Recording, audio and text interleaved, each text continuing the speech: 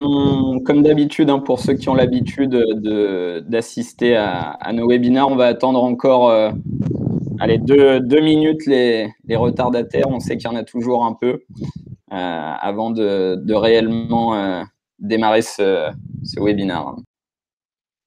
Bonjour à tous ceux qui sont présents déjà. On voit déjà qu'il y a pas mal de personnes connectées. Donc bonjour.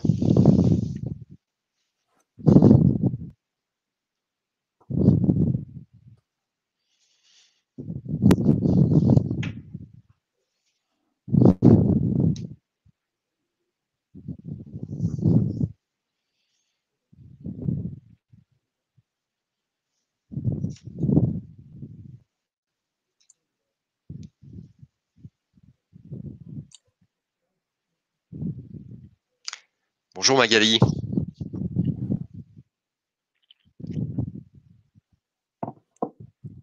Bonjour Christophe, bonjour Laetitia, bonjour Magali.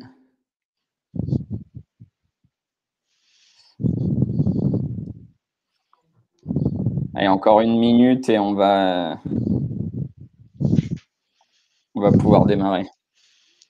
Alors nous, on a la chance de profiter des noms et des prénoms, ce qui n'est pas le cas de tout l'auditoire qui avait avec nous. Hein, donc c'est pour ça qu'on dit bonjour Magali, bonjour Elodie, bonjour Fabien,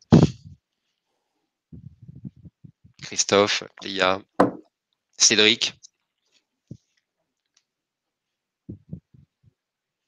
Manuel, Mariama, Sandrine, Pascal, bonjour Vincent, bien.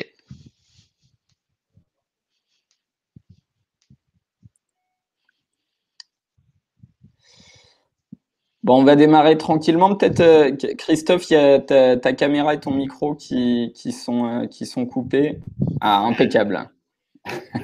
Bonjour à tous. Bonjour Christophe. Bonjour à tous, alors impeccable. Merci à tous d'être là. Alors, un petit préambule, hein, comme le disait Arnaud, pour ceux qui, entre guillemets, ne souhaitent rester pas trop visible, rassurez-vous, les autres participants ne voient pas forcément votre nom, donc c'est une chose importante à avoir en tête. Donc bienvenue aujourd'hui dans ce webinaire spécial travail temporaire. Aujourd'hui, on va avoir avec nous du coup Arnaud Vekonski et Christophe Vinci que je vais laisser dans un premier temps se présenter. Arnaud, je ne sais pas si tu veux démarrer. Ah ok. Et alors, moi je me disais qu'hier j'avais passé une journée où j'ai mal dormi. D'abord, je me suis couché tard parce que c'était la dernière journée pour remplir la déclaration d'impôt dans le lieu où j'habite. Donc, je me suis couché à minuit. Et puis, en plus, j'ai vu qu'il y avait 223 participants. Je me suis dit, comment on va faire pour gérer avec nos 160 territoires disponibles seulement l'accueil de tous ces participants. Bon, je vois qu'aujourd'hui, on a les meilleurs. Donc, je suis Arnaud Vekonski et je compte cette année au compteur 23 ans de métier. D'ailleurs, pour la petite anecdote, j'ai commencé dans l'intérim dans une des agences et j'ai dirigé une des agences que ensuite Christophe, avec nous aujourd'hui, a dirigé par la suite dans la Loire. Et puis, j'ai fait toutes mes gammes dans le métier du travail temporaire, pur produit, en l'occurrence Védurbis et Randstad, pour fonder en fin d'année 2009 le réseau avec Alexandre Pham et Rémi Sultan que j'avais rencontré dans l'expérience Védurbis, Védur France avec Philippe Salle. C'est souvent une rencontre d'hommes. Voilà, et donc quand on a envie de travailler avec les gens, on leur fait un petit signe du pied, c'est ce que j'ai fait. Et en 2009, fin d'année 2009, je suis venu les rejoindre. Voilà, donc tout simplement, je passe le ballon à Christophe. Donc bonjour à tous, donc Christophe Vinci, donc moi j'ai 45 ans cette année, je suis un produit de la grande distribution puisque j'ai après mes études travaillé chez Decathlon pendant 10 ans comme responsable de rayon et puis directeur adjoint de magasin. Donc j'ai fait ça pendant 10 ans et à la trentaine je voulais voir autre chose parce que la grande distribution est quand même très prenante et très épuisante. Et donc, je suis parti dans l'intérim un peu par hasard. Donc, j'ai démarré chez Védurbis à Saint-Chamond dans le 42. où je suis resté 2 ans. Et ensuite, j'ai pris l'énorme agence d'Andrézieux que connaît bien Arnaud. Et j'ai fait ça pendant 4 ans. Donc, j'ai vécu la fusion Vejorbis-Randstad. J'en suis parti parce qu'il y avait différents plans sociaux chez Randstad, comme chez les gros Adecco ou autres.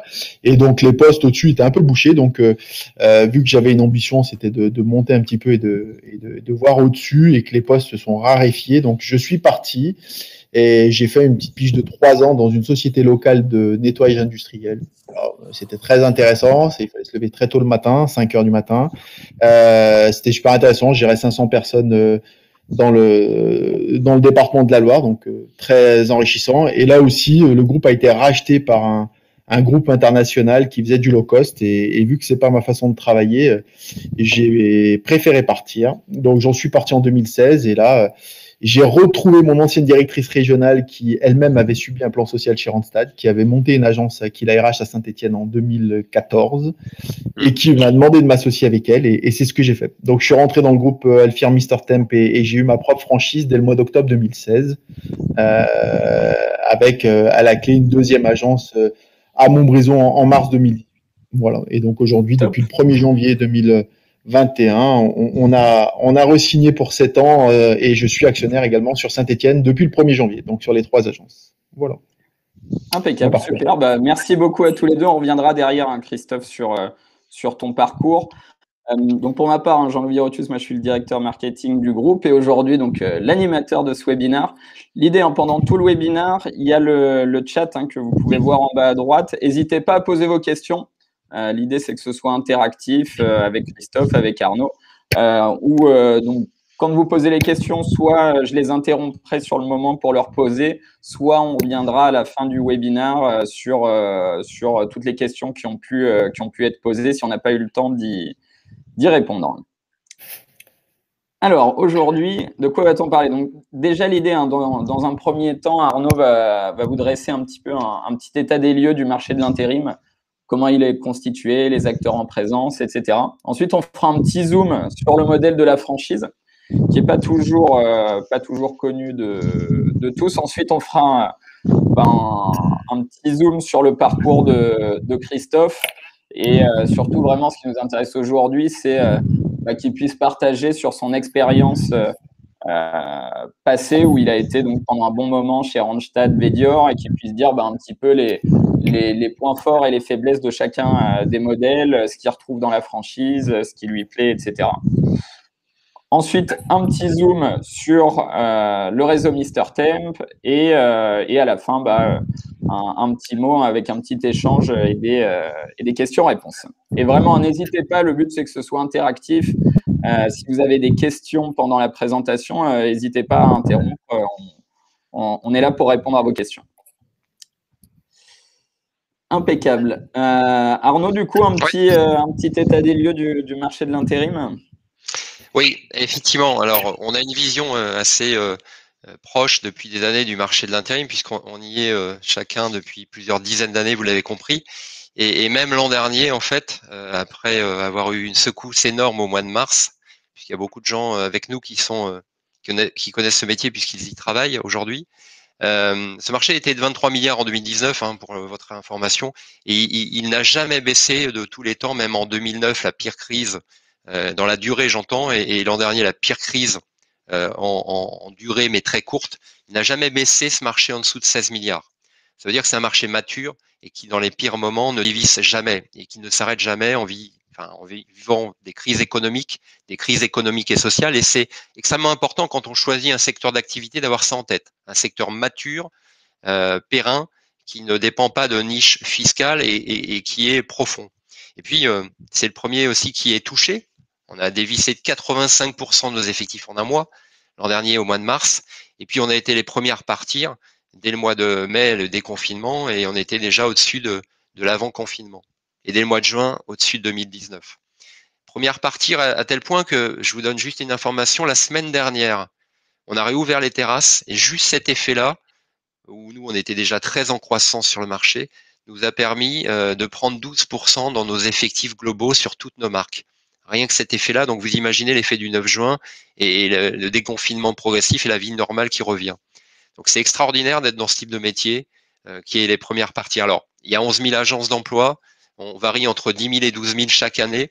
Et c'est un marché qui fluctue dans ces niveaux-là avec, en plus, au-delà des gens que nous faisons travailler en intérim, on a aujourd'hui, depuis maintenant plus de 15 ans, la possibilité de recruter pour le CDI et le CDD de nos clients. C'est-à-dire qu'on fait des recrutements en CDI pour nos clients qui sont quand même assez riches d'enseignements. Ça nous permet de toucher des gens différents qu'on va chercher, qui sont généralement plus qualifiés et plus avec une volonté de s'intégrer dans le marché du travail de façon pérenne. Donc les recrutements, c'est 104 000 sur la profession en 2019.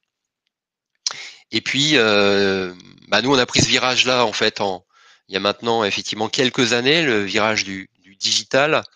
On allie en fait un réseau de 139 agences aujourd'hui. On signera la 140e le 1er juin. Je fais un petit clin d'œil à quelqu'un qui est dans l'assistance. D'ailleurs, on signera la 140e le 1er juin. Et en l'occurrence, 140 agences, c'est un réseau qui s'appelle Mister Thème, qui est une offre qui va, et on l'a vu, permettre pendant le confinement vraiment d'acquérir beaucoup de candidats, en plus de nos agences. Donc le digital, on a pris ce virage-là et c'est assez symbolique aujourd'hui, puisque ça représente quand même chez nous une part de marché assez importante dans le volume du groupe. J'y reviendrai tout à l'heure. Impeccable. Alors, un petit mot, hein. C'est vrai que quand on pense intérim de l'extérieur, on pense très souvent au major, mais on voit qu'il n'y a pas que ça, et avec d'autres systèmes qui se développent fort. Il y a 20 ans, les majors, c'était 80% du marché. C'est aujourd'hui à peine 60% du marché. Quand on parle de major, c'est Adecco, c'est Randstad, c'est Manpower, et j'y inclus maintenant Proman. 60% du marché, du volume de chiffre d'affaires, souvent accaparé à travailler des accords nationaux. C'est pas du tout notre marque de fabrique aujourd'hui. On travaille des accords nationaux, on y reviendra, mais la grande majeure partie de notre structure de clients, c'est des ETI, des entreprises de taille intermédiaire, et des PME et des chefs d'entreprise. On fait partie des 5%, vous le voyez, il y a 5% d'agences en franchise, c'est-à-dire moins de 400 agences, et on est 3-4 acteurs sur le marché aujourd'hui. D'ailleurs, quand on s'est créé en 2009, on pensait vraiment être les premiers. On connaissait même pas notre concurrent qui est Temporis. Et donc, en l'occurrence, on était pour nous les premiers. En fait, on ne connaissait pas, mais on n'était pas les premiers. Donc, 5% des agences en franchise organisées en commerce associé de franchise. Il y a quand même 25% d'indépendants. En l'occurrence, les indépendants, c'est moi qui ouvre ma propre agence, en fait. Et puis, d'autres enseignes d'intérim organisées en réseau. Donc, vous voyez, aujourd'hui, on a quand même à peu près 40%, entre 30 et 40% de chefs d'entreprise à la tête d'entreprises de travail temporaire. Donc, c'est tout à fait un secteur accessible à un chef d'entreprise et non pas forcément un major. Oui, alors, le petit coup d'arrêt, c'était l'an dernier, en fait. On a fait le même chiffre d'affaires qu'en 2019 et ça nous a fortement surpris. Au million d'euros près, on a fait effectivement 245 millions d'euros en 2020 comme en 2019. Ça a été la première fois en fait où on faisait pas 35% de croissance d'une année sur l'autre.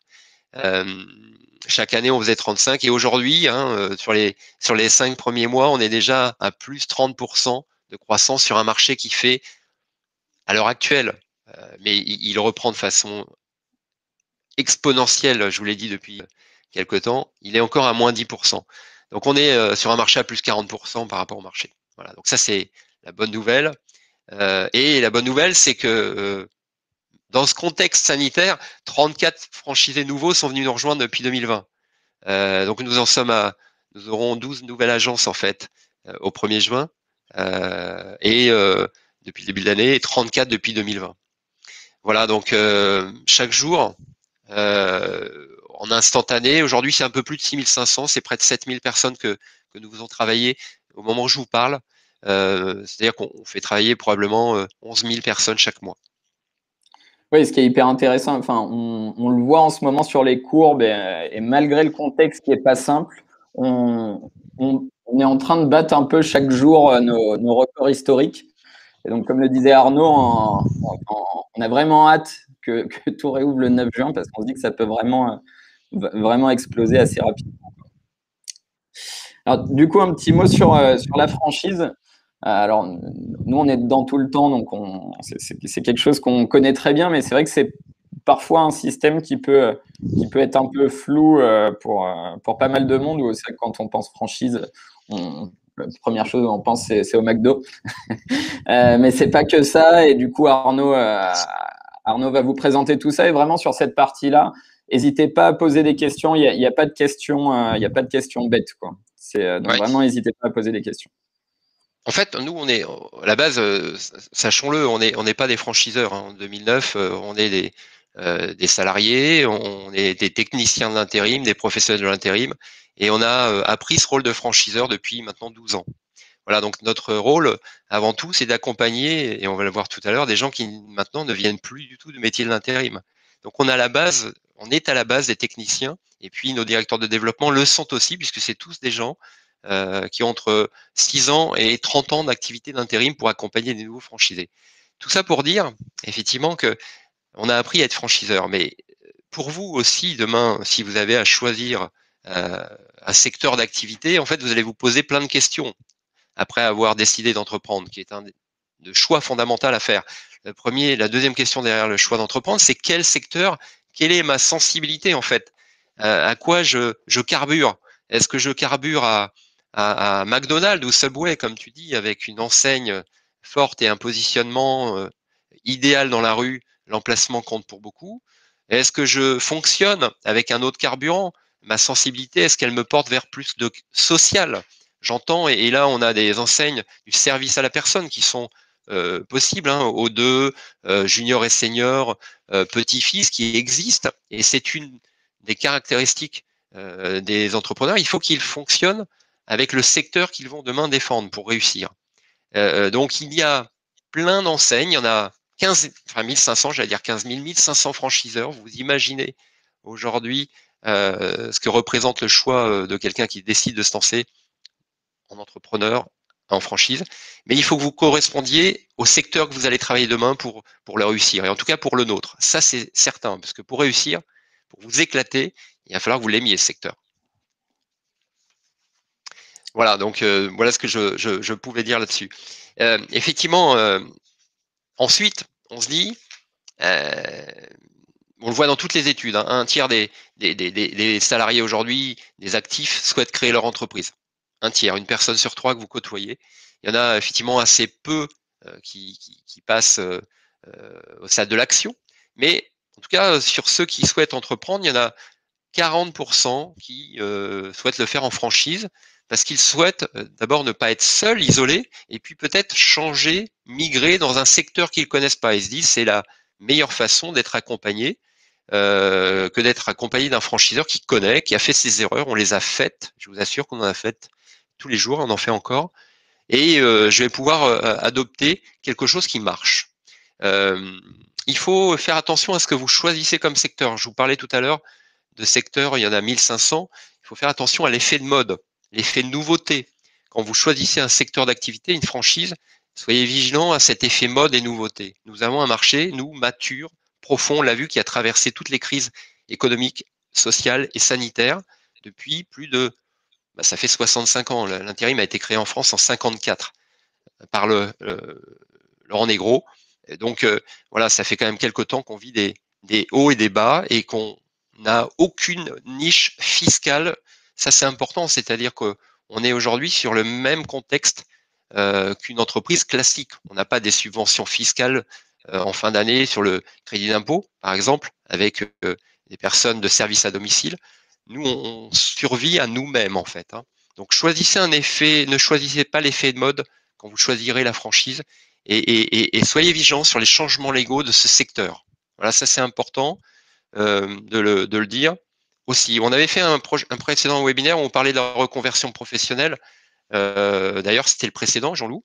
Et si vous voulez retrouver quelques éléments sur la reconversion professionnelle, je vous laisserai effectivement prendre connaissance du précédent webinaire.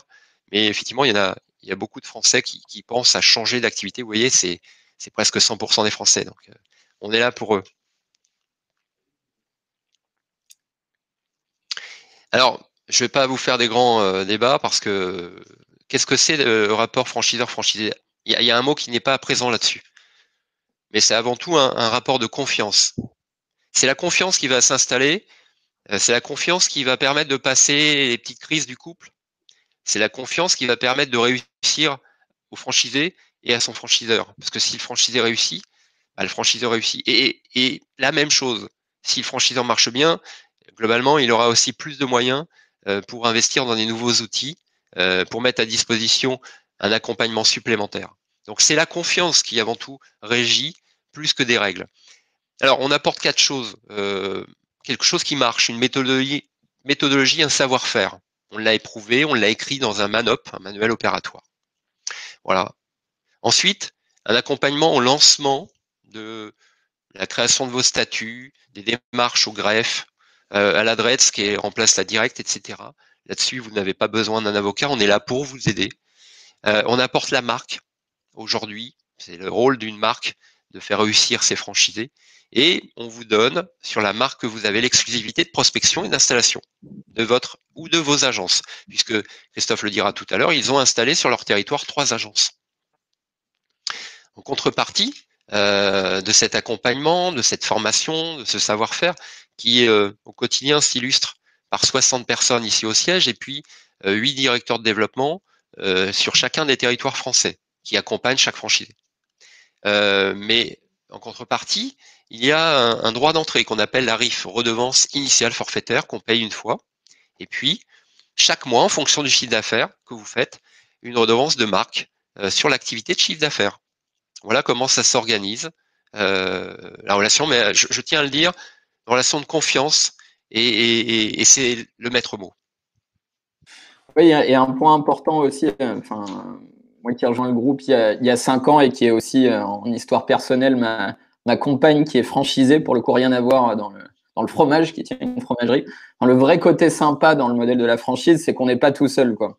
Enfin, c'est d'une part, les autres agences, c'est nos collègues, et les relations avec les équipes support au quotidien. Enfin, c'est vraiment une équipe, une histoire de personnes et c'est ce qui fait que ça marche, quoi. Faut vraiment qu'on se retrouve dans les valeurs des personnes avec qui on travaille, et nous on met vraiment un soin hyper important au quotidien à ce que toutes les personnes qui rejoignent le réseau, ça soit vraiment des personnes qui aient le même ADN et qui se projettent tous à travailler globalement ensemble, quoi. C'est vraiment un point hyper important.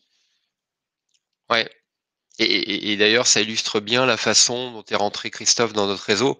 Parce que ce qu'il a cité, c'est effectivement Frédéric, son associé, mais Frédéric est aussi venu dans notre réseau parce que globalement, on avait aussi travaillé ensemble. Et puis, elle connaissait quelqu'un qui était rentré dans le réseau à Clermont-Ferrand, qui s'appelle Laure, qu'on connaît aussi depuis plus de 20 ans. Vous voyez que c'est avant tout un choix de personne, de confiance, qui est illustré à travers les choix qu'on fait dans la vie. La vie professionnelle, c'est des rencontres. À tel point que les premiers franchisés qui sont venus nous rejoindre, c'était 100% de gens issus de l'intérim, en fait. C'est des gens avec qui on avait travaillé, c'est des gens qui nous disaient, mais Arnaud, tu nous dis notre propre patron, mais c'est pas possible. Tu nous donnes notre budget, qui j'ai le droit de recruter en CDD, à quel salaire, les accordages, je dois les travailler obligatoirement, un tel coef. En fait, je suis gestionnaire et je suis pas patron. Et le modèle de la franchise leur a parlé parce que là, globalement, c'est plus du tout ça. On apporte les moyens centrales et ils décident en local. C'est le meilleur des deux mondes finalement. Voilà, donc 100% des gens étaient issus de l'intérim au démarrage, les 2 premières années. Et puis, on a renforcé nos formations. On est passé à presque 4 semaines aujourd'hui de formation pour votre information. Donc, on est capable d'accompagner et faire réussir les gens qui ne connaissent pas du tout le métier. Et puis, c'est prêt, je comptabilisais tout à l'heure, c'est plus de 20 jours d'accompagnement du directeur de développement sur la première année de votre lancement de franchise. C'est-à-dire qu'il est présent déjà à la semaine d'ouverture et il est présent chaque mois. Il y a les opérations au coup de poing. Et donc, c'est 20 jours d'accompagnement, un mois, pour le lancement de votre franchise, pour vous mettre sur les bons rails. Donc, vous voyez, aujourd'hui d'ailleurs, la photographie, elle était surprenante quand Jean-Loup l'a dressée. C'est plus des 2/3 des franchisés qui sont issus d'autres secteurs. Alors, des comptables. Alors, ce qui est intéressant, c'est qu'on a des patrons de service, mais on a aussi des salariés. Puisqu'on le verra tout à l'heure, on a un modèle de franchise avec le mandat de gestion qui permet d'accompagner des gens qui n'avaient pas forcément encore la maturité d'être chef d'entreprise. On a des collaborateurs, des des techniciens, des employés qui nous ont rejoints et qui réussissent très bien. On n'a pas que des chefs d'entreprise, des cadres dirigeants et autres. Pas du tout. Et petite question, Arnaud, de Vincent, c'est quel est le montant de la redevance initiale forfaitaire? Elle a la même aujourd'hui pour les 3 marques, Vitalis Medical, Lynx RH et Aquila RH. C'est 35 000 €. Ok, impeccable. Est-ce qu'il y a... N'hésitez pas si vous avez d'autres questions sur le sujet. Alors, si elles vous viennent maintenant, Et je c'est très précise, bien, mais sinon, vous pouvez les dans les poser plus tard. 35 000 €, on fournit un certain nombre de prestations. En fait, à la fois le logiciel et puis un certain nombre qu'on appelle le Welcome Pack, qui permet de démarrer, en fait, qui part de la carte de visite, de contrat, du support opérationnel, plaquettes, thèmes, etc. Donc, on a derrière, effectivement, cette redevance, des prestations associées. Je le précise. Et c'est un vrai accompagnement au quotidien, hein. Au-delà du lancement, on a vraiment au-delà du directeur développement qui accompagne au quotidien les agences, on a des équipes support juridique, back-office, informatique, communication, une équipe produit pour les outils, on y reviendra derrière. Enfin voilà, on est vraiment là pour aider à chaque instant les franchisés, quoi. Oui, exactement. Il y a plus de 60 personnes au siège à Clichy aujourd'hui qui sont dédiées au réseau. Si on compte 139, 140 agences demain, voilà, pour votre information, tu as cité toutes les équipes. On a fait gonfler fortement aujourd'hui l'équipe Compta Finance qui est dirigée par Hugues Berly chez nous, puisque dans le cadre du mandat de gestion, on a un gros accompagnement sur cette partie-là notamment. Mais pas seulement, l'équipe informatique, c'est 6 personnes, l'équipe back-office, système d'information, c'est 9 personnes. Ton équipe aujourd'hui, elle est aussi importante. J'ai d'ailleurs pas le nombre de personnes, mais je crois qu'il y a combien de personnes dans ton équipe, Jean-Loup? On doit être 7-8. Ouais. 8. C'est des éléments effectivement importants qui permettent aux franchisés de se consacrer qu'à son métier en fait.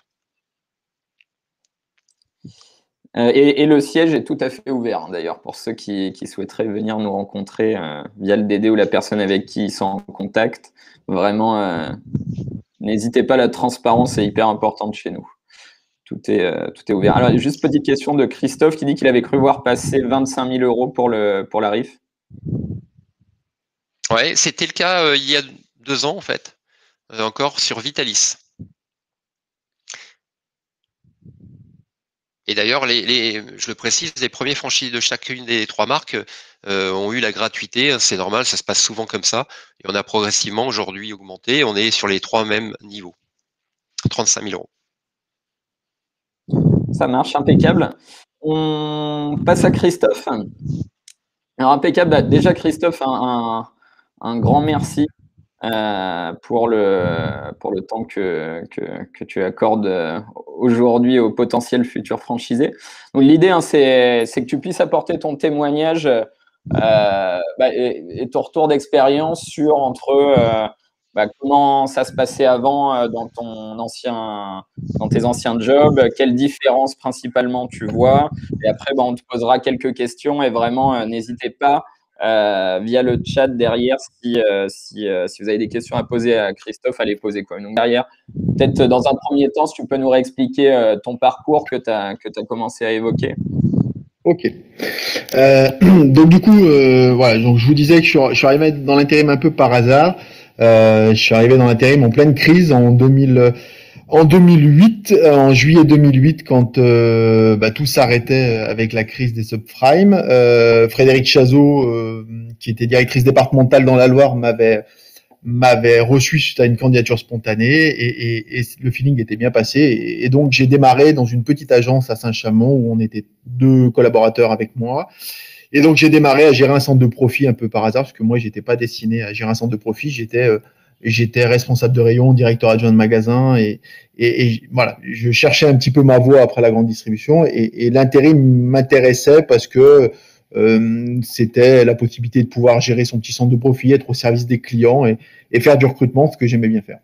Donc voilà, donc j'ai grandi chez Védur Randstad. Alors pour l'anecdote, effectivement, on oppose un peu les majors et la franchise. Moi, je dirais que dans mon cas, ça m'a énormément servi parce que je n'ai pas du métier et j'ai énormément appris chez Vedio-Orbis et chez Randstad, notamment sur le métier que je connaissais pas, mais également sur les concepts, sur une organisation, une structure de travail au quotidien. Donc, en réalité, d'être passé par des Vedio-Orbis Randstad, ça m'a énormément servi. Donc, loin de moi dire que ça a été une mauvaise expérience, bien au contraire. Ça m'a surtout permis de prendre une certaine organisation, une certaine structure et de connaître le métier que je ne connaissais pas et toutes les subtilités qui sont importantes et que j'apprends encore aujourd'hui. Donc, ça a été un super moment. Bon, voilà, après, les grands groupes ont connu beaucoup de difficultés avec ces différentes crises à partir de 2008-2009. Et c'est là qu'on s'est aperçu effectivement qu'on était essentiellement des numéros, puisque ma directrice départementale, Frédéric Chazot, a été virée un peu du jour au lendemain et ça m'a fait poser des questions. Donc, quand j'ai vu que les postes se raréfiaient au niveau régional, au niveau direction régionale, j'en suis parti parce que voilà, j'avais une appréhension que demain, ça soit mon tour dans ces grands groupes. Mais pour autant, j'en garde un excellent souvenir et je pense que ça a été très formateur pour moi. Donc après, voilà, il y a eu mon petit passage dans le nettoyage industriel, mais bon, voilà, c'était surtout une anecdote, c'était surtout pour rester local parce que je suis quelqu'un de très local et je voulais gérer une entreprise locale et pas forcément être dans un grand groupe national ou international. Et juste, je reviens sur ce que tu viens de dire, parce que c'est intéressant. Parce que très souvent, on pense aller dans des grands groupes plutôt pour se sentir protégé, justement, et on a peur un peu de lancer son entreprise parce qu'on a l'impression de se mettre à risque. Et toi, de ce que tu dis, c'est que tu as fait un peu le chemin psychologique un peu inverse, c'est ça? Ouais, alors il y a même une anecdote rigolote là-dessus, c'est que quand je suis parti de l'entreprise de nettoyage et que j'ai été à nouveau disponible, j'ai été recontacté par Randstad qui m'a proposé un poste de directeur régional dans une de ses filiales sur la Loire. Donc ils avaient aménagé un poste pour moi parce qu'ils savaient que j'étais pas très mobile. Et ils m'ont proposé un poste de directeur régional, donc je suis allé au siège pour rencontrer le patron que je connaissais bien, et en fait ils m'ont concocté un peu un poste sur mesure, et c'est qu'après que j'ai eu l'appel de mon ancien responsable Frédéric Chazot qui m'a dit tiens, t'es dispo, viens me voir, je vais t'expliquer un truc. Et en réalité, j'avais pratiquement accepté le poste chez Randstad comme directeur régional parce que je me suis dit tiens, beau salaire, belle opportunité sur un CV d'être directeur régional. Et au final, quand j'ai discuté avec Frédéric Chazot et surtout quand je suis allé voir Alexandre Pham, que je connaissais pas avant, Alexandre Pham, ça a été mon directeur pays chez Vedio-Orbis, c'était mon directeur pendant 1 an. C'était le directeur général de la branche industrie chez Vedio-Orbis. Et quand j'ai discuté avec Alexandre Pham, ça a été une révélation en me disant ouais, effectivement, déjà j'ai envie de rejoindre cet homme-là qui m'avait émerveillé à l'époque quand j'étais chez Vedio-Orbis, je le trouvais brillant. Et en plus, je me suis vraiment posé la question en disant mais est-ce qu'il finalement faut retourner dans un grand groupe avec le risque, avec les avantages bien sûr, le salaire, la notoriété, mais avec la difficulté que si demain la stratégie changeait ou si demain ils étaient plus en adéquation avec moi, je n'étais qu'un numéro comme ça a été le cas en 2008-2009 pour l'essentiel des directeurs départementaux qui sont tous partis. Donc ça a été une vraie question et j'ai surpris beaucoup de monde parce que j'étais pas prédestiné à me mettre à mon compte et à 40 ans j'ai fait le pas parce que j'avais mon associé qui m'avait donné confiance et parce que j'ai rencontré un homme que j'avais côtoyé avant, Alexandre Pham, qui m'a vraiment donné envie. Et en termes de quand on franchit pas comme ça, c'est surtout une histoire d'homme et de confiance. Et c'est quelqu'un avec qui j'avais envie de bosser. J'avais été sollicité par d'autres réseaux de franchise parce que, pour la petite anecdote, je nettoyais également leurs locaux quand j'étais dans le nettoyage industriel. Et ils m'avaient souvent sollicité en me disant tiens, rejoins-nous, tu connais le métier. Bon, ça m'avait pas intéressé à l'époque. Et quand j'ai fait le grand saut, voilà, il y en avait qu'un qui m'intéressait vraiment, c'était Alexandre Pham parce que je l'avais vraiment trouvé brillant quand je l'avais côtoyé chez Vedio-Orbis. Donc voilà comment je suis arrivé du coup chez Aquila. Donc on a ouvert la première agence en octobre 2016 sur le territoire de Frédéric Chazot, qui avait tout le département 42 à l'époque, et donc le territoire était un peu trop grand pour elle. Elle n'avait pas le temps de tout exploiter parce qu'elle marchait déjà très bien sur Saint-Étienne. Donc on a découpé son territoire pour créer un nouveau territoire sur la plaine du Forêt, pour ceux qui connaissent, dans le 42.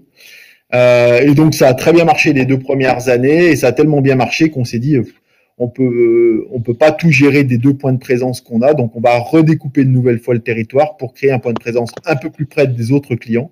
Et donc on a créé une 3e agence sur Montbrison à une trentaine de kilomètres de la première agence. Ça c'est intéressant d'ailleurs, Christophe. Ouais. En fait, c'est tout l'inverse encore souvent des grands groupes. Hein. Je me souviens, pour y avoir travaillé, on avait plutôt envie de regrouper les 3 directeurs d'agence en un pour faire les économies de salaire de directeur, des économies de loyer, des économies de bout de chandelle finalement, parce qu'on perdait beaucoup de clients. Mais l'inverse, chez nous, et la réalité, c'est que la proximité géographique, l'ancrage géographique dans les terroirs, c'est ce qui prime en fait, pour nos clients et pour nos candidats. Donc occuper avec une agence à l'époque, en avoir mis 3 au total, c'est ce qui finalement caractérise aussi la réussite que vous avez. Hein. Alors, je reviens juste sur un petit message de Vincent qui a fait passer un petit message sur un peu trop caricatural. Oui, sûrement, tout en sachant que j'ai été tout à fait conquis par mon expérience chez Randstad, donc j'ai aucune animosité sur ces grands groupes, bien au contraire, parce que je pense que je leur dois beaucoup. C'est eux qui m'ont donné le goût de ce métier-là que je ne connaissais pas. Donc, encore une fois, je leur suis reconnaissant et j'entretiens d'excellents contacts avec eux. J'ai encore des directeurs régionaux qui m'appellent, avec qui on garde des excellents contacts, parce que je suis quelqu'un qui aime bien partir proprement et ne pas salir les personnes avec qui j'ai travaillé et qui m'ont permis d'être où j'en suis aujourd'hui. Donc, loin de moi l'idée de dire que c'est des méchants, Randstad, bien au contraire. Je parle de Randstad parce que je les connais eux essentiellement. Néanmoins, comment j'ai vécu les différents plans sociaux qui se sont passés au sein du groupe, voilà, ça a été comme ça. Ça a été vraiment, on a appris ça par téléphone. Ça a été violent puisque les personnes concernées n'étaient même pas au courant et on a fait une visioconférence par téléphone et on a appris ça comme ça brutalement. Et c'est dans ce sens où je dis qu'on n'est qu'un numéro parce que les concernés, les 120 personnes quand même qui ont fait partie du plan social n'étaient pas informées avant. On a appris ça par téléphone et voilà. C'est juste de dire qu'aujourd'hui, c'est un groupe qui m'a énormément apporté et qui sont vraiment très bien structurés, mais ça répondait plus à ce que j'attendais. Et aujourd'hui, on dépend, quand on est dans un grand groupe ou dans une grosse PME, on dépend aussi d'une stratégie qu'on ne maîtrise pas. Et c'est ce que j'allais dire après. La particularité de venir dans un réseau de franchise, c'est qu'on maîtrise son destin, on maîtrise sa façon de travailler, on maîtrise ce qu'on a envie de faire. Alors que dans un groupe ou dans une grosse PME, on subit les directions et les décisions d'entreprise. Alors soit on est en phase complètement et on reste et on s'épanouit, soit on n'est pas complètement en phase et malheureusement pour faire changer les choses, on ne peut pas. Donc c'est soit on part, soit on adhère à 100%, soit on n'adhère pas à 100% et on est obligé de parfois baisser la tête et de faire des choses qu'on n'apprécie pas. Donc c'est plutôt dans ce sens-là que je voulais dire qu'on n'est qu'un numéro, parce que je l'ai mal vécu sur ce principe-là. Mais encore une fois, je reste dithyrambique sur ce que fait Randstad et sur leur façon de travailler. Je fais simplement pas la même chose aujourd'hui, mais en tout cas, voilà, c'était juste la parenthèse. Parfois la parenthèse. Voilà. Et du coup, tu disais que dans ta manière d'approcher ton travail, du coup, aujourd'hui, tu te sentais un peu plus libre de tes choix. Est-ce que ça, du coup, ça a un impact sur les clients avec lesquels tu travailles? Comment tu fonctionnes de ce côté-là aujourd'hui? Alors, j'ai tendance à dire que je fais pas le même métier que ce que j'ai connu, parce que j'ai des anciens collègues à moi qui me disent, tiens, on est concurrents, on est sur le même territoire, tu vas faire de la concurrence. Et j'ai tendance à leur dire que on fait pas tout à fait le même métier, parce que par rapport à des grands groupes ou d'autres, on est plutôt sur de la notion de qualitatif plutôt que quantitatif. Voilà, pour rien à cacher, quand j'étais chez Randstad, on était aux alentours de 400, 300, 350, 400 intérimaires au planning chaque jour, donc c'est une grosse machine. On est sur des ratios complètement différents aujourd'hui. On est plutôt sur du qualitatif et moins de volume que sur du quantitatif. On passait énormément de monde. Voilà. Donc aujourd'hui, le positionnement est différent. Donc on est plus confrères que concurrents. On travaille sur d'autres métiers, des métiers plus techniques, des métiers plus difficiles à trouver.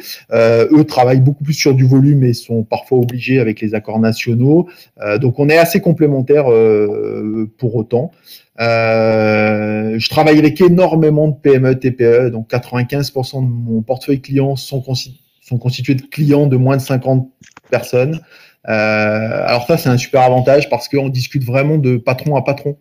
Quand moi, je vais en commercial ou quand je dois régler un litige avec un patron d'entreprise, je suis également patron. Donc, on discute de patron à patron avec les mêmes problématiques, les problématiques de charges sociales, les problématiques de personnel, les problématiques de décision à prendre au quotidien. Et on ne discute pas de salarié à salarié, ce qui change beaucoup de choses dans la relation qu'on peut avoir avec les gens.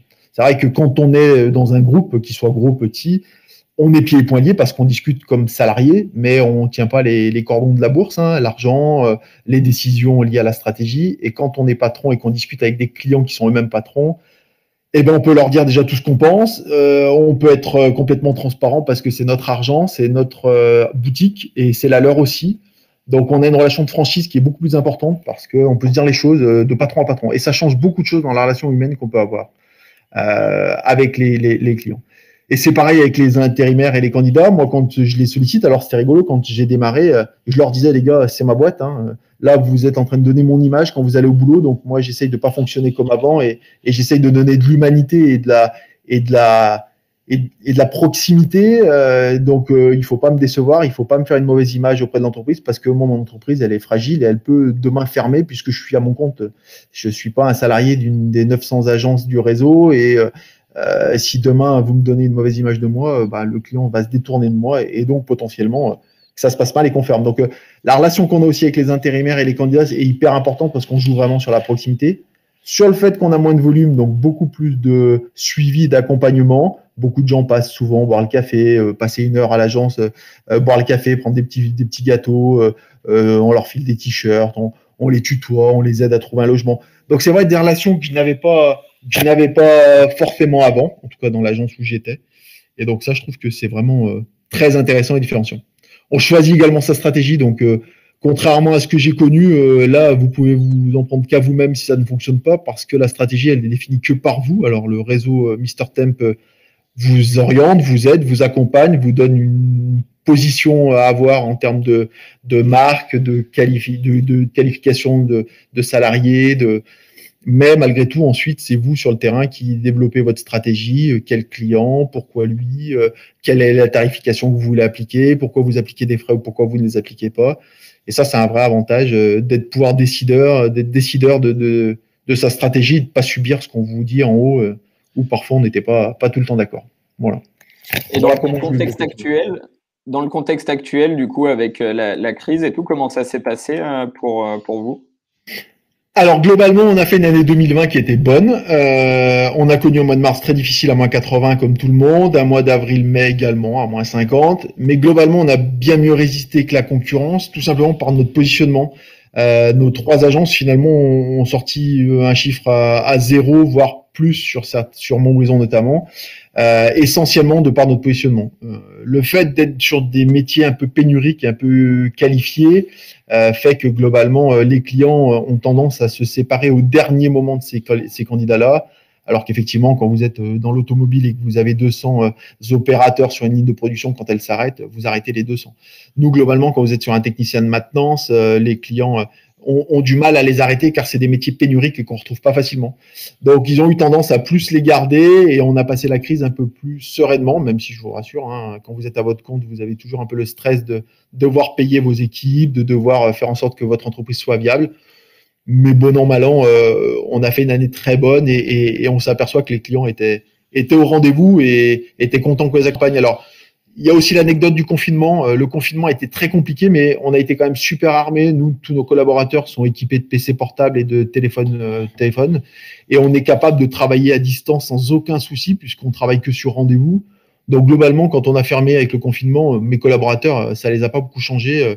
Aujourd'hui, quand quelqu'un a un enfant malade, il travaille de chez lui avec son PC portable et son téléphone, vu qu'on ne prend que des rendez-vous. Et globalement, le confinement a été hyper positif pour nous parce que certains de nos confrères étaient fermés parce que c'était la stratégie nationale. Nous, notre stratégie, ça a été d'être ouvert limite 24/24. Il m'arrivait de faire des contrats le dimanche matin pour certains clients. Et ça, ils en étaient reconnaissants. Parce que quand vous êtes à votre compte, vous travaillez quand vous voulez, à n'importe quel moment. Et le fait d'avoir pu bosser un samedi, dimanche, les clients qui se sentaient un peu démunis parce que certaines enseignes a été fermées parce que c'était des consignes nationales.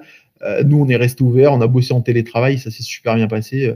On a récupéré des clients et des candidats de fait de cette organisation-là. Donc, on a vécu une année stressante, mais finalement ressorti grandi parce que les candidats et les clients nous ont dit pendant le confinement, vous nous avez aidés, vous nous avez fait passer des messages tous les matins juridiques, vous avez fait des contrats de travail à des moments où les autres étaient fermés, et ça a été plutôt positif. Voilà. Stressant mais positif. Ok, et juste aujourd'hui, du coup, vous avez 3 agences. À quel moment, en tant que franchisé, du coup, vous avez dit, ok, là, on on est prêt pour réamorcer un développement et est-ce que comment vous voyez les choses là-dessus dans les prochaines années? Alors déjà moi mon objectif en montant la franchise c'est pas vouloir à tout prix développer un réseau énorme, de monter en puissance. J'ai toujours dit qu'il fallait qu'on reste sur des agences à taille humaine. Aujourd'hui avoir des agences comme je les ai connues, c'est très bien, ça fait plaisir, c'est des chiffres énormes, mais on perd en proximité, on perd en qualité, on perd en suivi et moi je fais ce métier pour avoir de la relation humaine. Et quand on est trop nombreux, il n'y a pas de relation humaine. Donc l'idée c'est d'avoir des agences à taille humaine entre 50 et 100, 120 intérimaires maximum pour pouvoir déjà faire le boulot comme il faut. Parce qu'aujourd'hui, nos ratios du nombre d'intérimaires gérés par permanent est trois fois moins important que chez Randstad ou chez Adecco, par exemple. Et ça nous va très bien parce que ça permet plus de proximité. Et également la taille des agences. On ne souhaite pas avoir des agences très importantes parce que ça suscite du passage, ça suscite de l'afflux téléphonique. Et ça, c'est la pire des choses pour pouvoir travailler sereinement avec les clients ou avec les candidats. Donc globalement, l'idée, c'est d'avoir des agences à taille humaine. Encore une fois, en dessous de 100 intérimaires, c'est plutôt très bien et c'est plutôt très viable. Mais plutôt d'avoir des points de présence plutôt proches de nos clients. Parce que même si on a un concept où on fait que du pro et on se dit, tiens, le pro, il est capable de faire 70 km pour venir faire un entretien, malgré tout, les clients ont besoin de cette proximité. Ils ont besoin d'avoir des gens qui soient à côté, qui viennent faire leur marché le matin, le samedi matin et qui voient leur responsable d'agence ou leur consultant au marché du coin et pas des gens trop loin. Et c'est pour ça qu'on s'accorde beaucoup avec mon associé à recruter des gens du cru. Donc chaque fois qu'on ouvre une agence, on recrute des gens alors qu'ils viennent pas du tout d'intérim. Nos 12 collaborateurs ne viennent absolument pas d'intérim, aucun. Par contre, c'est souvent des locaux. Des gens qui habitent le coin, ils connaissent l'entreprise les connaît parce qu'ils ont leurs enfants à la même école. Et voilà. Et donc, dans le futur, on a re-signé pour 7 ans au 1er janvier. L'idée, c'est de garder nos 3 agences et de continuer à performer, pas surperformer parce qu'on veut pas aller trop en termes de volume. Et potentiellement d'ouvrir peut-être une 4e agence sur des métiers un peu plus spécialisés sur la marque Lynx. Voilà, c'est dans les tuyaux pour essayer de boucler la boucle sur notre territoire. Scoop. C'est dans les tuyaux. Non, c'est dans les tuyaux, voilà, c'est dans les tuyaux. C'est la suite logique, on va dire. Voilà. Mais l'idée de fond, c'est vraiment par rapport à ce qu'on faisait avant, c'est de dissocier le volume. Aujourd'hui, en fait, ce qui m'a choqué le plus quand je suis arrivé dans ce milieu-là de la franchise, c'est de me dire, tiens, avec aussi peu de volume intérim, on s'en sort très bien. Et en fait, c'est ce que j'ai dit à mes anciens collègues. J'ai dit, mais en fait, on se rend pas compte. On était omnibulé par le volume dans chez Randstad. Hein. Et quand on s'aperçoit avec 3, 4 ou 5 fois moins de volume que j'ai eu à gérer, le train de vie qu'on peut avoir et la rémunération des consultants qu'on peut leur donner, franchement, je me suis dit, merde. Si j'avais le même volume aujourd'hui que j'avais chez Randstad, mes consultants rouleraient tous en Porsche, je pense. Je confirme. Et c'est une réalité. Donc, ce qui est intéressant, c'est qu'on travaille avec moins de volume, plus serein. Voilà.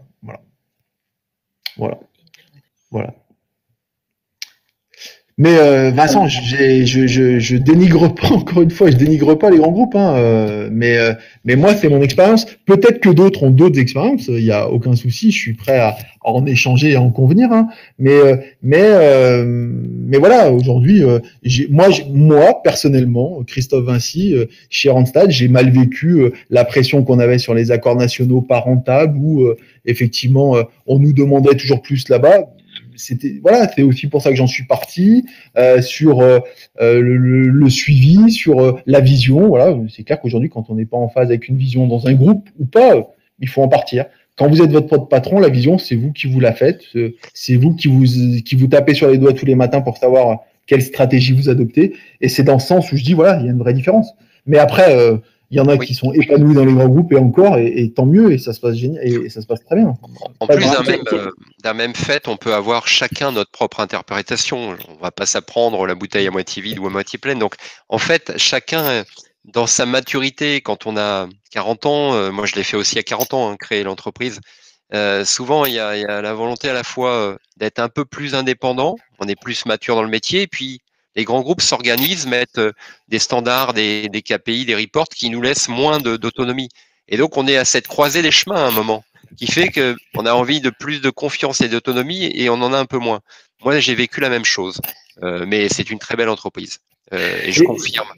Et pour rebondir sur Vincent, vous aviez des mauvais chefs, eh ben c'est pas vrai du tout, parce que je suis encore en contact avec ces gens-là et je citerai pas le nom, hein, mais j'ai gardé un excellent contact et c'est lui qui m'a donné ma première chance de rentrer dans l'intérim et j'en suis reconnaissant tous les matins.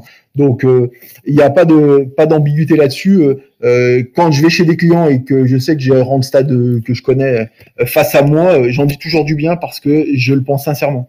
Mais je pense sincèrement qu'on fait pas le même métier et que aujourd'hui je choisis ma vision et ma stratégie, ce que je ne pouvais pas faire quand j'étais chez Randstad, et c'est simplement pour ça. Mais j'ai d'excellents chefs, notamment mon associé qui était ma chef et le patron qui était au-dessus d'elle, et j'ai encore d'excellents contacts avec lui, et j'en dis tout le bien que j'en pense quand je peux, parce que c'est la réalité. Mais c'est simplement que je fais un boulot différent aujourd'hui, et que la vision que j'ai au quotidien, c'est que celle que j'ai envie moi. Et aujourd'hui, il m'arrive de dire non à certains clients, il m'arrive de dire de pas travailler avec certains clients, chose que je ne pouvais pas trop faire avant. Et aujourd'hui, j'ai cette vision-là, de dire ce client-là m'intéresse pas parce qu'il n'est pas humain, parce que il n'est pas dans les valeurs que je veux pour mes intérimaires, donc je ne travaille pas avec. C'est une chance que j'ai aujourd'hui de pouvoir avoir moi-même ma stratégie. Ah, question intéressante sur les coefs. Ouais, justement, je voulais prendre. En fait, j'ai compris la question de Christophe sur les 25 000, et la question des coefficients. Effectivement, je peux répondre parce que j'ai une vision marque qui peut être globale. Alors, les 25 000 euros, en fait, c'est la première question que tu avais posée, Jean-Loup. On confond deux choses, en fait. C'est le capital social qui va être le constitutif de votre entreprise. Vous avez besoin simplement de 25 000 euros d'apport à votre niveau pour constituer le capital social de l'entreprise en SARL ou en SAS. Donc ça, c'est une première chose. Les 35 000, c'est autre chose, c'est le droit d'entrée. Voilà, donc juste cette précision-là pour ne pas confondre deux choses à ce niveau-là. Et d'ailleurs, le modèle de constitution de l'enveloppe globale, c'est quoi? C'est 25 000 euros qu'apporte le franchisé et c'est un emprunt complémentaire d'environ 60 000 euros. Et avec ces 85 000 euros disponibles, on pourvoit tout, en l'occurrence, le droit d'entrée dont je parlais tout à l'heure. Ça, c'est un premier point. Les coefficients, en fait, comme Christophe le dit, on a la chance et le choix qu'on a fait, c'est de travailler des qualifs pénuriques et très recherchés. Et de travailler avec des entreprises de taille intermédiaire, que ce soit pour Aquila, Lynx ou Vitalis. Ce positionnement-là, on l'a choisi pour pas subir des commandes sur lesquelles on était à chaque fois uniquement sur le prix et sur la notion de vivier, quelqu'un de disponible. Donc ce choix-là, en fait, on l'a renié parce que quand je vous disais tout à l'heure, lancer le premier pilote, on s'est planté. Moi, j'ai essayé de faire la même méthodologie que je connaissais chez Védior et Randstad, en servant des commandes. Et j'étais toujours le poulie d'or, le numéro 2, mais en étant le poulie d'or, je gagnais jamais avec nos équipes. Et du coup, on n'a pas réussi nos premiers lancements et on est parti en fait sur le marché caché. 60% du marché du recrutement de l'intérim en France n'est jamais exprimé. Et nous travaillons là-dessus. On ne travaille pas sur le marché exprimé. Et c'est comme ça qu'on réussit à vendre cher. C'est comme ça qu'on a réussi à placer nos premiers clients ouverts. Et c'est comme ça qu'on peut placer plus de CDI avec des qualifs recherchés pénuriques et d'ailleurs, c'est souvent le candidat qui choisit son contrat. Je choisis de l'intérim, c'est lui qui nous le dit, ou je choisis du CDI. C'est souvent comme ça que ça se passe. Le coefficient moyen d'Aquila, il est à 1,96. Le coefficient moyen de Lynx, il est à plus de 2,09. Et le coefficient moyen de Vitalis, il est à 2,17. Voilà pour répondre aux questions. Et dans la Loire, comme dans le Lyonnais, comme dans le Marseillais et autres, on a souvent des agences Aquila, par exemple, qui sont à plus d'un coefficient de 2. Pour vous donner un ordre d'idée, la marque Aquila est multispécialiste du bâtiment, du transport, de la logistique, de l'industrie, et on a un coefficient moyen à plus de 2 sur beaucoup d'agences. Je pourrais répondre sur plusieurs choses. Je vois des messages passer. Donc, en termes de rémunération aujourd'hui, alors j'ai multiplié par à peu près 3 ma rémunération par rapport à ce que j'étais quand j'étais salarié. Globalement, avec les rémunérations peuvent dépasser les 100 000 euros net à l'année si les résultats économiques sont là, donc rien à voir avec un emploi salarié. Mais à l'inverse, lorsque ça fonctionne pas, ben voilà, je veux dire, le salaire peut aussi partir dans l'autre sens, ce qui n'est pas le cas aujourd'hui, mais voilà. En termes de rémunération des consultants, aujourd'hui, j'ai des consultants qui sont dans la moyenne dans la moyenne de la profession. Ce qui change beaucoup, c'est que on les prime sur ce qu'ils ramènent. Donc, dès le premier euro de marge ramené, on leur donne un pourcentage. Et l'avantage qu'on a aujourd'hui, c'est qu'il n'y a pas de plancher, il n'y a pas de plafond. Donc, c'est-à-dire que dès le premier intérimaire placé, ils ont du variable et jusqu'au 50e intérimaire placé, ils ont du variable. Chose que je connaissais pas avant où, effectivement, il fallait atteindre un certain objectif pour commencer à toucher du variable et on avait un plafond. Quand on dépassait, on n'avait plus rien. Chez nous, c'est pas le cas. Donc, pour vous donner un exemple, nous, on paye au trimestre. Le dernier trimestre, j'ai donné 5 000 € net à une de mes consultantes, variable inclus. Donc, ça peut monter assez haut sur un trimestre. Mais encore une fois, ça dépend de la typologie, ça dépend du nombre d'intérimaires gérés. Mais en tout cas, les permanents ont vite compris que la rémunération pouvait être intéressante puisqu'ils sont primés sur ce qu'ils gagnent. Et vu que ce qu'ils gagnent, c'est ce que je gagne aussi, en fait, tout le monde est content. Et pour revenir sur la partie recrutement. Mais avec, juste pour préciser, Christophe, avec une vraie fidélisation, parce que moi qui suis dans le groupe depuis 5 ans et donc toi encore un peu plus, et aux conventions, à chaque fois, on voit les gens de ton équipe, il y en a plein qui sont là depuis très longtemps et que j'ai toujours connu. C'est la valeur de l'entreprise.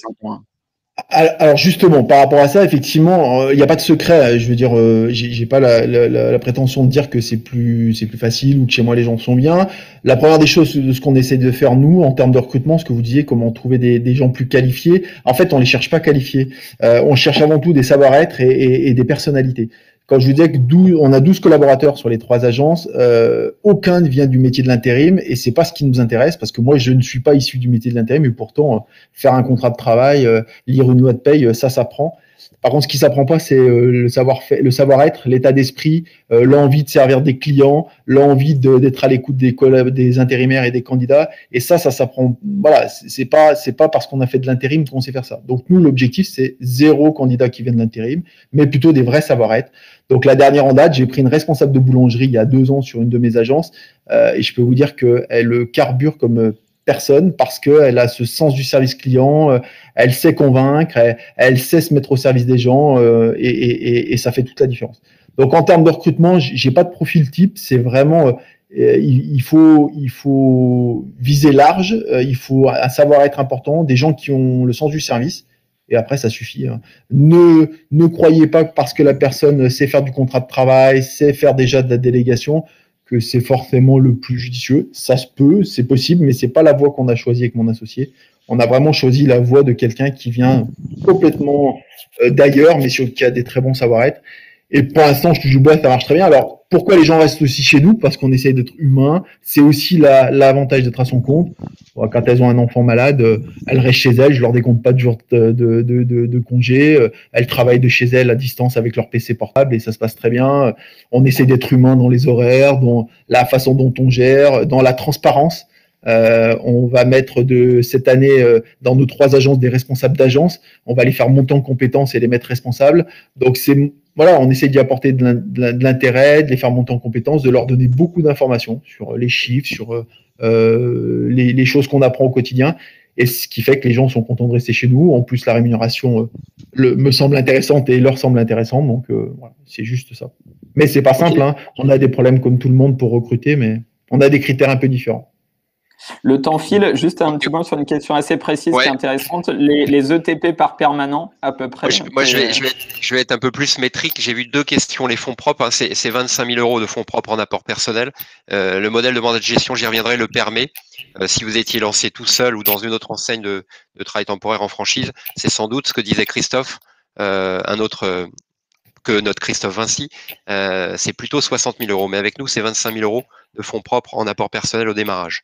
Ensuite, combien d'équivalents temps plein? Alors, je vais peut-être choquer certains de la profession, mais en fait, à 5 équivalents temps plein qui travaillent pour, par exemple, Aquila, la rentabilité du collaborateur, du consultant, et la rentabilité, c'est une chose, on travaille jamais au-delà de 25.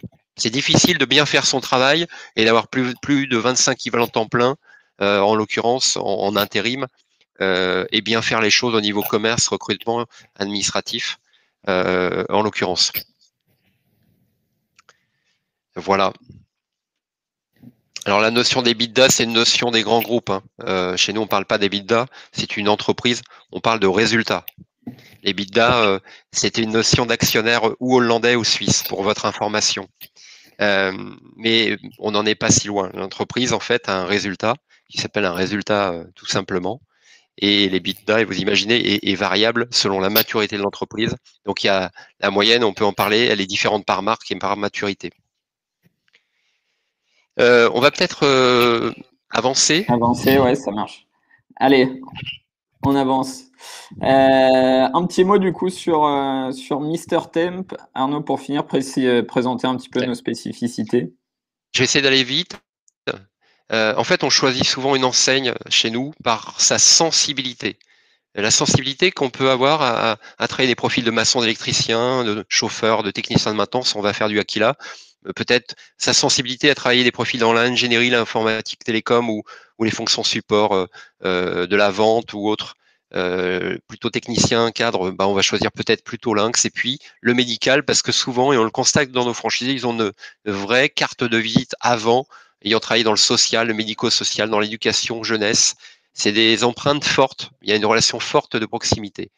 Donc, la sensibilité du chef d'entreprise est importante dans cette marque. Je le signale. Et chacune de ces marques a sa famille avec des variantes. Tous les franchises d'Aquila sont pas les mêmes, mais il y a une sensibilité chez Aquila qui est différente de celle de Lynx ou celle de Vitalis parce qu'on n'adresse pas du tout les mêmes profils et les mêmes clients.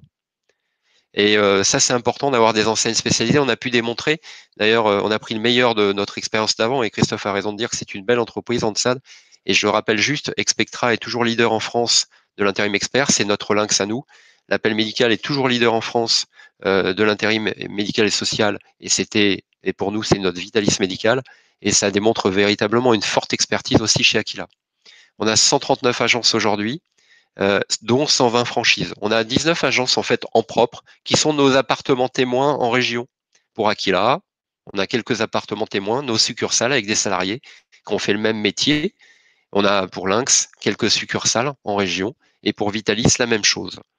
Donc 120 franchises et c'est notre développement unique maintenant, la franchise. On n'ouvre pas d'agence. L'objectif est vraiment, sauf parfois pour faire évoluer des gens de chez nous, mais le développement, c'est vraiment exclusivement de la franchise. Et je tiens à le signaler. Et c'est comme ça qu'on va vite. Et c'est comme ça qu'on a des témoignages comme Christophe et finalement une croissance qui n'a rien à voir avec le marché, parce que vous avez compris que Christophe travaillait peut-être le samedi, le dimanche, mais il travaille aussi pas certains jours de la semaine. Il ne faut pas croire que il travaille 7 jours sur 7. Il peut d'ailleurs en témoigner. Il choisit aussi comment il travaille et c'est la liberté qu'il a. Ça marche. Alors, juste moi un petit mot. Je ne sais pas pourquoi je n'arrive plus à envoyer de messages sur le chat, donc c'est pour ça que je ne réponds plus. Il y en a trop non. Mais il y a pas mal de questions et on est vraiment ultra en retard. Ça serait un plaisir de répondre à tous. Ce que je vous propose, c'est qu'on se déroule un peu la présentation. On voit s'il y a une ou deux questions et après, vraiment, rassurez-vous. Enfin, nous, avec plaisir pour échanger avec vous et répondre à toutes les questions que vous auriez. Je te relaisse la parole, Arnaud, désolé, je t'ai coupé. Après, il y a quelque chose qui est souvent, c'est souvent d'une crise qu'on réussit des choses en fait. Et la crise sanitaire, on avait quelque part anticipé avec le lancement de notre marque Mister Temp. Non, si tu peux rester 2 secondes là-dessus, précédent. Les outils digitaux, juste, je reviens là-dessus, parce que c'est un élément important. Nous a permis, aujourd'hui, on recrute 900 personnes chaque jour de son canapé. Avec Mister Temp, les gens s'inscrivent de leur canapé. C'est-à-dire que sur Mister Temp, on a 900 personnes, autant que dans nos 139 agences. 900 aussi, peu ou prou. C'est-à-dire qu'aujourd'hui, on peut capter, grâce au digital, autant de candidats que dans nos 139 agences. Ça, c'est un élément important qui nous a forcément aidé à passer la crise. Et ce modèle, il permet pas de faire 60 intérimaires par permanent, le modèle de consultant polyvalent, mais il permet de travailler très bien des interlocuteurs adaptés à notre ciblage, c'est-à-dire des patrons d'entreprise, des entreprises de taille intermédiaire, et d'être plus cher. Je le concède, nous sommes beaucoup plus chers que les coefficients que j'avais sur une zone entière dans une précédente expérience professionnelle. Donc, on a des consultants polyvalents qui travaillent de façon polyvalente sur le commerce et le recrutement administratif, et c'est la recette de notre succès. Et puis, on n'a pas envie d'intégrer dans notre réseau des mercenaires. On est indépendant quand on est franchisé, mais on doit travailler en réseau. On a des territoires, on a des marques, il y a des réunions de région, il y a des formations, il y a de l'apport d'affaires. Quand on a une affaire chez Christophe et à Clermont-Ferrand, il va effectivement la passer alors, parce qu'il y a un intérêt aussi économique, et c'est comme ça que fonctionnent les règles aujourd'hui du réseau. Donc c'est pas que dans les mots, c'est dans les faits, le partage de candidats aussi. Et voilà, donc ça c'est important. On rejoint un réseau, pas pour être mercenaire, pour être indépendant, mais travailler en associatif avec le réseau et les voisins. Voilà. Et 5 recettes dans notre cuisine qui sont importantes. On n'est pas aucune de ces 5 choses n'est exceptionnelle en fait. Donc aucune. Mais l'assemblage des 5 est unique. On est les seuls en fait en France à pouvoir dire qu'à la tête de chacune de nos agences, on a un patron d'entreprise, comme Christophe. On est les seuls à pouvoir aussi ajouter le fait qu'on puisse dire on a des enseignes spécialisées par marque. Et ce modèle de consultant polyvalent, qui administre lui-même son commerce, son recrutement et son administratif, coûte beaucoup moins cher que lancer une agence avec un commercial, un recruteur, un administratif et un patron d'entreprise. C'est pour ça que notre mode d'entrée, c'est 25 000 euros de fonds propres. Voilà, tout simplement. Et parce qu'on choisit pas des locaux à 2 000 euros en centre-ville, parce qu'on choisit des locaux plug and play dans des étages qui vont nous permettre de faire de la qualité. C'est le 4e point, de recevoir et de choisir nos publics plutôt que de subir le passage. Ça, c'est quelque chose d'extrêmement important. On met des annonces, on travaille avec des partenaires, on présélectionne et on fait venir les candidats qu'on a présélectionnés et on fait du travail de qualité avec ce mode de cabinet de recrutement, même pour Aquila et même pour Aquila dans les professions BTP, ça marche. On l'a éprouvé depuis 2009. Et enfin, 5e élément de la recette, c'est plus que le sel et le poivre dans la recette de cuisine, c'est le mandat de gestion. Le mandat de gestion, c'est quoi? C'est qu'on va gérer, on va y venir tout à l'heure. Bah tiens, tu peux peut-être passer à la diapo suivante. Ça sera un des derniers diapos parce que c'est un élément important pour des gens qui sont salariés aujourd'hui d'être rassurés sur ce qu'on fait pour le compte du franchisé. Il y a 4 ans, on a fait entrer avec nous un associé minoritaire qui nous permet aujourd'hui d'être à la pointe sur 3 axes. Dans notre stratégie, à plusieurs années, je vous la donne, c'est continuer dans cette première axe stratégie à développer notre réseau de franchise. Donc 300 agences, c'est la taille du réseau à maturité. On est aujourd'hui à plus d'un tiers, on est à 140 agences. Ensuite, le deuxième point important de notre stratégie, c'est d'avoir un produit, une empreinte dans le digital qui soit identifiée comme leader. Donc Mr Temp est le produit Mr Match qui est au service des agences, continue à se déployer dans le réseau et s'améliore tous les jours. Donc il faut entretenir cette équipe de développeurs, produits, techniques. C'est le deuxième axe de notre stratégie aujourd'hui, après celle qui est d'ouvrir des franchises. Et le troisième axe de notre stratégie, c'est d'asseoir notre empreinte à l'international et de continuer à développer, comme nous le sommes en Italie et au Canada depuis plusieurs années, demain, sans doute, un modèle de franchise. C'est pas encore le cas, mais l'Italie et le Canada sont là aujourd'hui pour le permettre. Voilà. Tout à l'heure, on disait qu'on n'avait pas d'accord cadre, mais on en a. On a la possibilité aujourd'hui, quand vous rentrez dans le réseau et pour démarrer votre activité ou pour la continuer, de travailler. On est référencé chez Bouygues Construction, au niveau national Colas, Vinci, dans le BTP, mais vous voyez des marques qui sont plutôt des marques aussi, j'ai envie de dire, Lynx, Foncia, tout simplement, en l'occurrence, ou ailleurs, ou même Total et Arkema, qui sur toutes les marques, on est référencé. Et ça, c'est important de pouvoir dire, je rentre dans un réseau qui aussi m'apportera des enseignes. Corian pour le médical, par exemple. Et aussi, même dans la banque, Crédit Agricole, c'est une empreinte pour une première dans la banque pour Lynx. Voilà, donc c'est important de dire aussi, on a validé depuis 12 ans.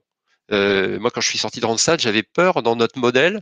65% des accords du chiffre d'affaires de la profession, c'était des accords nationaux. Je me disais, si on ouvre une agence Aquila, est-ce qu'on va pouvoir travailler sur ces accords nationaux? Oui, on peut. On peut le faire parfois sans accord. Et on a aussi des accords. C'est plus de 80 accords aujourd'hui dans le groupe. 80 accords cadres. Là, vous en avez une seule partie. Donc, on peut travailler sans accord et sous accord.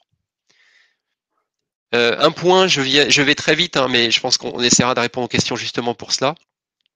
Après, pour moi, c'est plus que le sel et le poivre dans notre recette de cuisine. C'est le 5e élément, pour reprendre un titre célèbre de film. Mais en l'occurrence, le mandat de gestion, c'est quoi? C'est une équipe ici en centrale qui fait le secrétariat administratif et comptable de votre entreprise. Dans le secrétariat administratif et comptable, il n'y a pas que l'URSSAF, il n'y a pas que la facturage. D'ailleurs, ça c'est la partie finance, puisque tout à l'heure j'avais une question sur le BFR. Clairement, le BFR, il n'y en a pas en fait. Puisqu'en fait, les salaires des intérimaires, les charges sociales sont financés par l'affacturage que nous faisons au sein du groupe. Donc voilà, pour la petite histoire, donc c'est pour ça que les fonds propres sont très bas. C'est notre recette de cuisine. Mais le secrétariat administratif et comptable, c'est quoi? C'est qu'on va ici, en centrale, avec notre équipe juridique, déclarer, par exemple, vous aider à déclarer et le faire pour vous, les accidents de travail, constituer les dossiers formation de vos intérimaires, pour une formation chauffeur, cariste, c'est aussi ça. Gérer toutes les problématiques, et Dieu sait qu'il en a, dans l'URSSAF, dans la CARSAT, les problématiques avec le service des impôts, c'est nous qui allons le faire pour vous. Il va y avoir des litiges et c'est nous qui allons les traiter pour le compte du franchisé. La facturage, c'est le facteur, j'en ai parlé, l'assurance crédit. Vous lancez votre entreprise avec nous, vous ne pourrez pas vous casser la figure parce que vous ne pourrez pas travailler avec des accords sans crédit. On travaille avec la COFAS, qui est un organisme que vous connaissez. Donc ça, c'est une assurance supplémentaire du mandat de gestion. Vous réussirez forcément parce que vous ne pourrez pas travailler avec des comptes sans crédit. Donc vous n'aurez pas d'impayé. Et puis, on va s'occuper de votre garantie financière auprès d'un organisme de caution. Tout à l'heure, on parlait des fonds propres. C'est un modèle exceptionnel qui vous permet de vous lancer avec finalement un apport très, très, très raisonnable dans la franchise. Et surtout, le modèle du mandat de gestion, pour nous, c'est la possibilité pour les franchisés de créer rapidement une deuxième agence. Pourquoi? Parce que vous allez vous consacrer à 100% sur votre business. Vous allez être 2 au lancement. Rapidement, vous allez lancer vous allez vous occuper des clients et des candidats seulement. Donc, vous allez, je l'espère, rapidement recruter votre 3e collaborateur. Pourquoi pas le 4e? Et là, comme dit Christophe, à 4, on commence à être un peu dans, sans doute, l'usine. Puisque 4, on commence à sans doute dépasser les 100. Donc, il est temps, à ce moment-là, d'ouvrir votre 2e agence. Et ça, c'est l'objectif franchiseur, de pouvoir montrer qu'il y a des opportunités. Et souvent, nos franchisés ont 2, 3 agences. Jusqu'à maintenant, mais ce sera prochainement le cas, pas encore 4. Mais le rôle du franchisé, il est vraiment à 100% sur recruter ses collaborateurs, les animer, les former et les faire évoluer. Faire évoluer pour prendre une responsabilité d'agence notamment. Voilà, 9 d'entre nous, parmi les franchisés, sont multifranchisés. C'est-à-dire qu'ils ont soit plusieurs marques, soit tout simplement plusieurs agences de la même marque. Donc, alors je vais citer, c'est à Nancy, Avignon, Clermont, Cergy, dans les Yvelines, à Grenoble, à Saint-Étienne, dans l'Essonne, à Tourcoing, voilà. Mais ce n'est pas que des gens venant de l'intérim. Il y en a dans les 9, mais je tiens à dire, il y en a aussi qui ne venaient pas de l'intérim. Dans les Yvelines, notamment à Cergy. Donc, c'est important de le signaler. Christophe l'a dit, très honnêtement. Ensuite, toujours 3 tiers, hein, la règle des milieux dans leur métier. Donc ceux qui s'éclatent, il y a 28 franchisés par exemple, comme ils s'éclatent, ils réussissent bien dans le métier, ils font plus de 600 000 € de marge sur 2020, 28. Alors pour vous donner des critères de rémunération, 28 sur 600 000 €, on est à peu près à 3 permanents, hein, sur une agence qui fait 600 000 € de marge. Sur ces 28-là, on est à plus de 100 000 € de rémunération. La rémunération d'un chef d'entreprise, elle est composée de 3 axes. Le salaire qu'il se sort tous les mois, ou quand il veut, mais en tout cas le salaire. Ensuite, chaque année, les dividendes, après l'Assemblée générale qui décide en fonction des résultats, donc il sort des dividendes. Et le 3e axe, où les entreprises sont libres aussi comme les dividendes et comme le salaire, ce qu'ils laissent dans l'entreprise. Donc quand on parle de rémunération de plus de 100 000 pour 28 d'entre nous, c'est concrètement composé de ces 3 axes. Et dans le top 10 de nos franchisés, on a les 10 premiers franchisés qui se versent plus de 150 000 € net. Voilà, donc je le dis, c'est un métier où on peut réussir en se faisant plaisir et à bien se rémunérer. Impeccable, on avance. On est presque au bout. Dernière slide. Ouais. Alors, il y a 4 choix que vous allez faire. Le premier, c'est il est déterminant, il est fondamental, et c'est le seul qui soit fondamental. C'est est-ce que je me lance dans la piscine, je me jette dans la piscine, pardon, ou est-ce que je reste salarié? C'est un choix fondamental pour la suite. Voilà, c'est le seul choix fondamental. Le deuxième est essentiel. Il est essentiel parce qu'il faut que vous fassiez plaisir pour réussir. C'est quel secteur je vais si je décide de me lancer dans l'entrepreneuriat? Est-ce que je fais du service à la personne? Est-ce que je fais du Subway, qui est la première franchise en France? Est-ce que je fais de l'intérim? Voilà, ça c'est comme ça que vous allez effectivement vous aurez le troisième choix.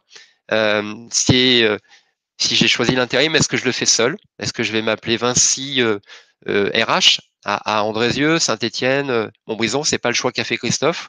Est-ce que je vais le faire en franchise pour pas être seul justement, pour travailler avec d'autres métaux d'eau ou d'autres personnes et c'est le choix qu'il faut faire à un moment. Et enfin, si vous avez décidé de vous lancer en franchise, est-ce que je le fais avec mes voisins, ceux de Aquila Lynx, qui sont dans ma famille, qui sont dans mes futures relations? C'est-à-dire, quel est mon cercle de main quand je vais côtoyer la famille Mister Thème Group et Alphir? Est-ce qu'ils me plaisent, mes voisins? Est-ce que mon animateur me plaît? Est-ce que les associés me plaisent? Est-ce que le mandat de gestion me plaît? Parce que c'est ça qui est différent chez nous, notamment. Donc, et les 6 mois que vous allez parcourir avec le directeur de développement aussi, c'est fondamental. Parce que c'est lui qui va vous accompagner, il fait la vente et le service après-vente. C'est lui qui va vous accompagner demain dans votre réussite sur les 7 ans du contrat de franchise. Et on espère beaucoup plus. Donc, les 4 choix sont importants, mais le premier est fondamental. Voilà. Merci. Impeccable. Bah, un grand merci à tous. Désolé, il y a eu des questions sur le chat. Je ne sais pas pourquoi ça n'était encore pas arrivé, mais je n'arrive plus à envoyer de messages sur le chat. Alors, Ils ne veulent pas partir. On peut se laisser 2 minutes, 3 minutes.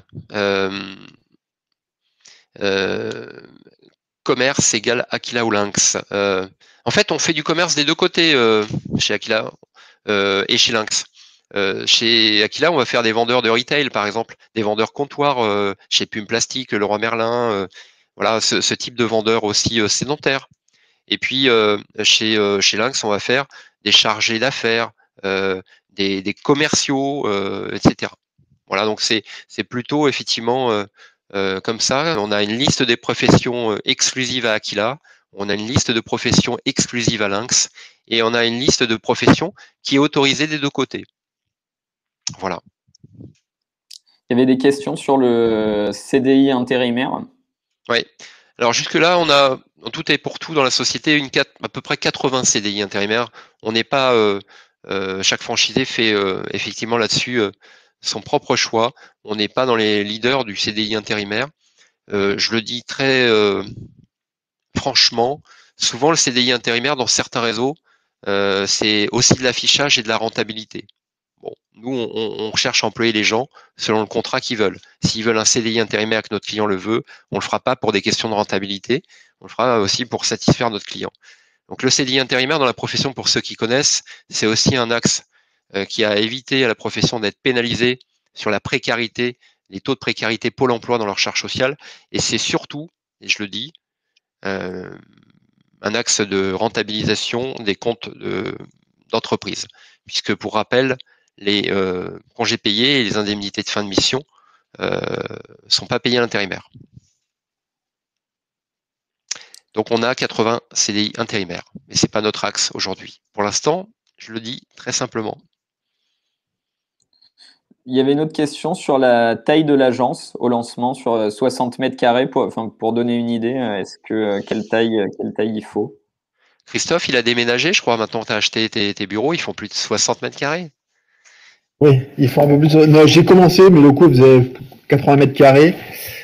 C'était largement suffisant, mais surtout, j'étais locataire. Donc là, je suis propriétaire et il n'y a pas beaucoup de petites surfaces. Donc c'est un peu plus grand. Ça fait 100 mètres carrés sur mon maison et 200 mètres sur Andrézieux, mais c'est large, c'est très large.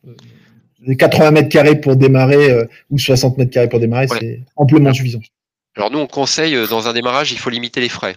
Et donc, limiter les frais, c'est des loyers d'environ 800 000 € en province notamment, et plutôt 1 500 sur l'Île-de-France, Paris.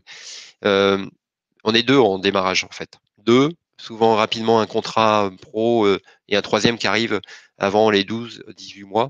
Donc 40 mètres carrés suffisent en fait pour être à 3, 3,5. Et effectivement, souvent nos agences déménagent et c'est vraiment pas un souci puisque je rappelle que la règle numéro 1 du commerce de détail, mais nous ne sommes pas un commerce de détail, c'est l'emplacement. Nous vivons très bien et très heureux cachés. On est en format cabinet de recrutement, donc le déménagement, c'est pas un souci puisqu'on fait venir nos gens sur rendez-vous. Il n'y a pas de passage aussi. Donc le déménagement, c'est ce que vivent tous les franchisés. Et au début, il faut minimiser les charges.